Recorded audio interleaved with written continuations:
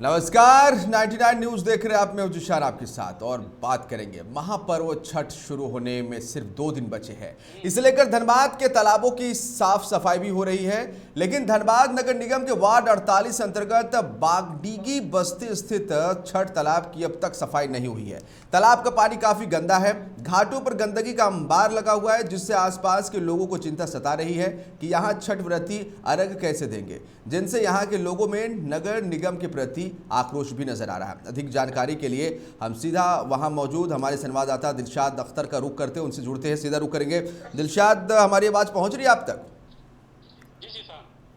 क्या तैयारियां निगम की तरफ से, कितनी साफ सफाई छठ घाटों की, क्योंकि अब 2 दिन महज बाकी है छठ महापर्व को लेकर, और इस बार तो ये उत्साह काफी चरम पर रहेगा। जो भक्त है वो आज जिस तरह से पिछले 2 साल में देखा गया, कोरोना महामारी ने अपना प्रकोप जिस तरह से दिखा था कोरोना महामारी का, 2 सालों के बाद एक बार फिर से छठ घाटों में काफ़ी भीड़ उमड़ने की संभावना है। लेकिन साफ सफाई कितनी, तैयारियां कितनी, प्रशासन की तरफ से, निगम की तरफ से, जानकारी दें। देखिए जिसान, सबसे बड़ा बात कि धनबाद नगर निगम की अगर बात करें तो 2 साल के बाद आपने सही कहा कि इस बार छठ घाटों में भीड़ उमड़ेगी। साफ सफाई भी छठ घाटों की काफी जरूरी है। धनबाद नगर निगम का सारा जो फोकस है सिर्फ शहरी क्षेत्र के इलाकों के तालाबों में ही है। यहाँ पर जिस इलाके में हम आए हुए हैं, ये वार्ड 48 का ये इलाका है, और ये जेलगोड़ा के अंदर वार्ड की बस्ती के अंदर का ये तालाब है। हाँ। ये तालाब काफी पुराना तालाब है, नया तालाब नहीं। ऐसा बात है कि इस तालाब की जानकारी किसी जनप्रतिनिधि को ना हो या नगर निगम के अधिकारियों को ना हो, लेकिन जहां तक साफ सफाई की बात है, अभी आप जैसे तस्वीरों में भी देख पा रहे हैं, साफ सफाई की यहाँ पे कोई व्यवस्था की ही नहीं गई है। और साथ ही इस तालाब के बारे में एक और कहानी ये भी है कि यहाँ के स्थानीय लोगों ने काफी बार नगर निगम के पास या अपने जनप्रतिनिधि के पास इस बात का आवेदन दिया कि इसका सौंदर्यीकरण किया जाए, वो भी अभी तक इस तालाब का नहीं हुआ है। तो अभी फिलहाल छठ में मात्र 2 दिन का समय शेष है। हम यहाँ पे स्थानीय लोग हैं, पहले उनसे जानकारी ले लेते हैं कि अभी जैसे आप देख पा रहे स्थिति क्या है। ये बेहतर स्थिति आपको बता पाएंगे।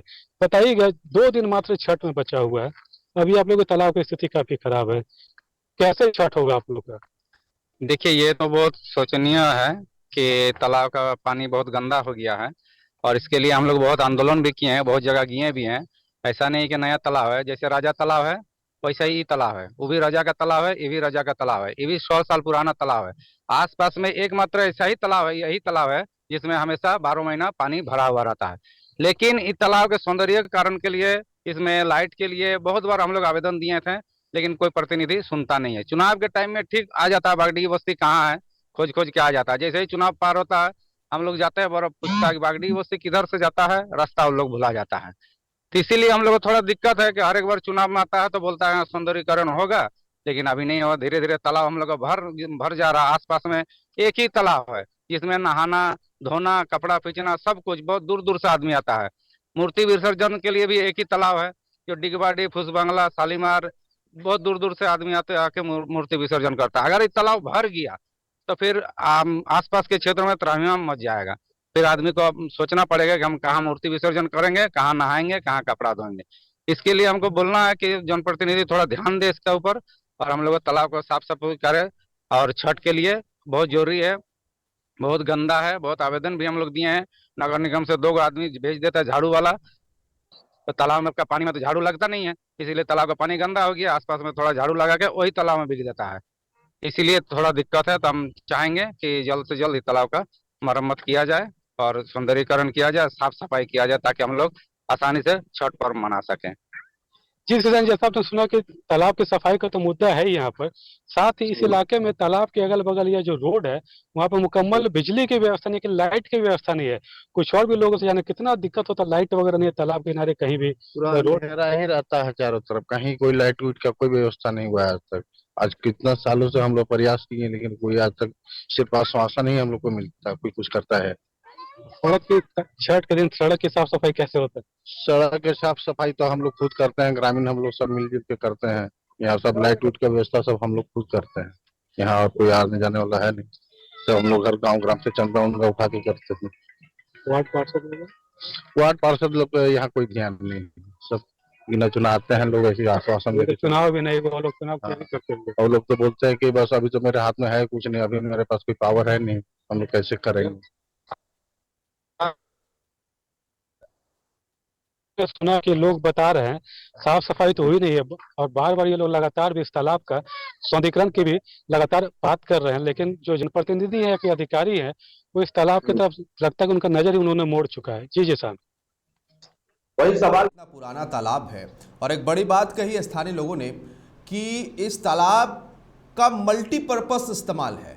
मूर्ति विसर्जन से लेकर नहाने से लेकर पशुओं का पानी भी उपलब्ध यहाँ से हो पाता है।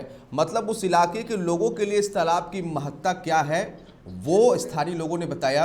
लेकिन साथ ही साथ चूंकि ये भी जानकारी आपके माध्यम से मिली कि इतना पुराना तालाब है और इस पुराना तालाब को उस वक्त से सालों साल से, मतलब कि एक सदी कहा जा सकता है, 100 साल का वो पार कर गया।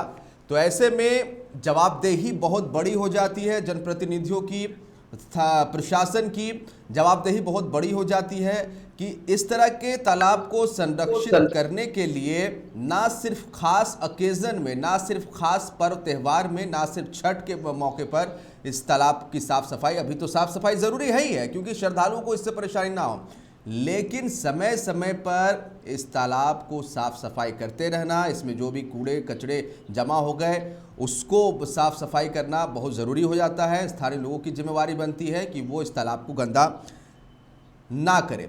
दूसरी तब ये भी हम जानना चाहेंगे कि जो पहुंच है, जो रास्ते हैं इस तालाब तक पहुंचने के लिए, दिलशाद, तो छठ व्रती जब इस तालाब में आएंगे, पहुंचेंगी, तो क्या वो जो पहुंच मार्ग है वो ठीक ठाक है?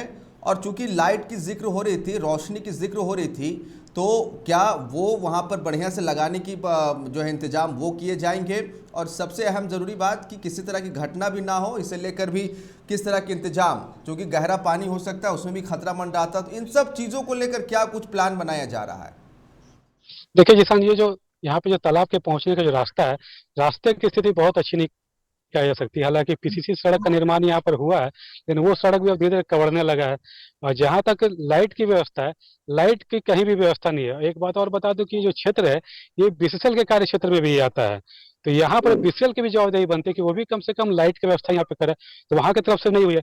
अब चूंकि वार्ड 48 का ये एरिया है तो नगर निगम क्षेत्र में आता है, तो नगर निगम को चाहिए था कि यहाँ पे लाइट की व्यवस्था की जाए, तो वो भी नहीं किया जाता है। जो जनरल जो ताला छठ के दिन जो होता है, जो लाइट की व्यवस्था होती है, वो स्थानीय लोग जो यहाँ पर है वो चंदा कर कर किनारे किनारे तालाबों के अगल बगल लाइट की व्यवस्था करते हैं, जनरेटर के माध्यम से लाइट वहां पर देते हैं। बाकी सड़क जो है, सड़क की साफ सफाई करते हैं वो खुद ही करते हैं, सड़क को धोने का काम भी वो लोग खुद करते हैं।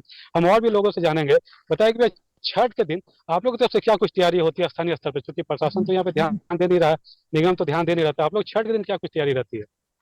छठ के दिन तो हम लोग ग्रामीण मिलकर सब कुछ करते हैं, झाड़ू लगाते हैं, लाइट का व्यवस्था करते हैं, जैसे कोई छठ व्रतियों को दिक्कत ना हो, इसीलिए जो भी संभव है सब हम लोग गांव का आदमी ही करते हैं। बाहर से हम लोग को कोई मदद नहीं है, ना चंदा का मदद है, ना कोई एक पैसा देता, ना कोई प्रतिनिधि आते हैं, हाँ, ना कोई साफ सफाई करते हैं, ना कुछ करते हैं। यहाँ तक कि ऐसा दिक्कत है, अभी मान लीजिए छठ में हम लोग 2 दिन के लिए लाइट लगा देंगे, लेकिन ऐसा प्रॉब्लम है कि बड़ारी मोड़ से यहाँ तक एक भी लाइट नहीं है। रात में अगर कोई टेम्पू से उतरा, कोई लेडीज, आने में डर लगता है अंधेरा के चलते। लेकिन कितनों बार हम लोग बोले, आज तक कोई, नगर निगम को बोलते हैं तो बोलता पोल लगाइए तब हम लाइट देंगे। अब हम लोग पोल कहाँ से खरीदेंगे? बीसीसीएल को बोलते हैं तो बीसीसीएल बोलता है निगम का एरिया, आप जाकर निगम को बोलिए, निगम का टैक्स देते हैं, हम काहे लगाएंगे। निगम को बोलते हैं तो बोलता है बीसीसीएल का भी एरिया है, बीसीसीएल के जाके बोलिए। अब निगम और बीसीसीएल एक दूसरे के पाला झाड़ते रहता है, बीच में हम लोग पिसा रहे हैं, हम लोग को दिक्कत झेलना पड़ रहा है। कभी भी इसमें कोई भी दुर्घटना हो सकती है। जैसे अभी ऐसा परिस्थिति हो गया, कोई अकेले निकलने के लिए, मान ली कोई लड़की अगर आए पढ़ के रात को, तो उसको आने के लिए डर लगता है अंधेरे के लिए, इतना अंधेरा रहता है ये रास्ता में आने का। हालांकि हुआ कुछ नहीं है, लेकिन अंधेरे के लिए मान लीजिए कोई बाहर से आ रहा है, उसको तो डर लगेगा, उसको तो अनजान है, उसको डर लगेगा। इसीलिए हम लोग बहुत बार दिए हैं आवेदन कि लाइट कम से कम लगा दिया जाए, लेकिन अभी तक कोई सुनवाई नहीं हुआ है। देखा जैसा जैसा मैं सुना कि ये यहाँ के जो लोग हैं वो बीसीसीएल और निगम के फेर में फंस के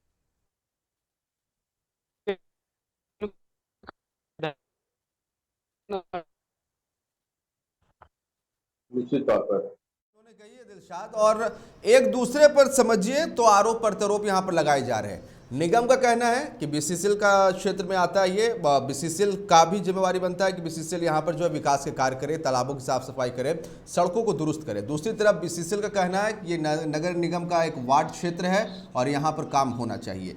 यानी कि आरोप प्रत्यारोप दोनों तरफ से। हालांकि कायदे से देखा जाए तो बीसीसीएल को चाहिए कि वो सीएसआर का पैसा अपने क्षेत्र में, अपने लोगों के विकास के लिए जो है वो लगाए, और नगर निगम को चाहिए कि जो फंड पहुंचता है तो नगर निगम को सिर्फ एक किसी खास वार्ड पर ही नहीं ध्यान देना है, इस तरह के वार्डों में ध्यान देना है। ये दोनों का जो मामला है नगर निगम और बीसीसीएल को, इनको सल्टा लेना चाहिए और दोनों की जवाबदेही बनती है कि दोनों इस क्षेत्र का विकास करें। आखिर यहाँ के लोग विस्थापित हैं, यहाँ के लोगों ने कितनी कुर्बानियाँ दी हैं, और यहीं के लोगों के साथ अगर सौतेला व्यवहार होगा तो फिर क्या कहा जाएगा, कौन इनका इंसाफ करेगा। एक जिम्मेवार मीडिया होने के नाते 99 न्यूज़ कोशिश करेगा, मांग करेगा कि छठ महापर्व झारखंड, बिहार और यूपी के लिए, और ख़ास करके झारखंड बिहार के लिए ये महापर्व जाना जाता है। इस महापर्व के मौके पर कम से कम इस तालाब की साफ सफाई पूरी होनी चाहिए, सड़कों को दुरुस्त किया जाना चाहिए, अच्छी विद्युत सज्जा होनी चाहिए, ताकि लोगों को भी थोड़ा अच्छा फील हो। बहुत शुक्रिया आपका तमाम तस्वीरें दिखाने के लिए और जानकारी देने के लिए दिलशाद।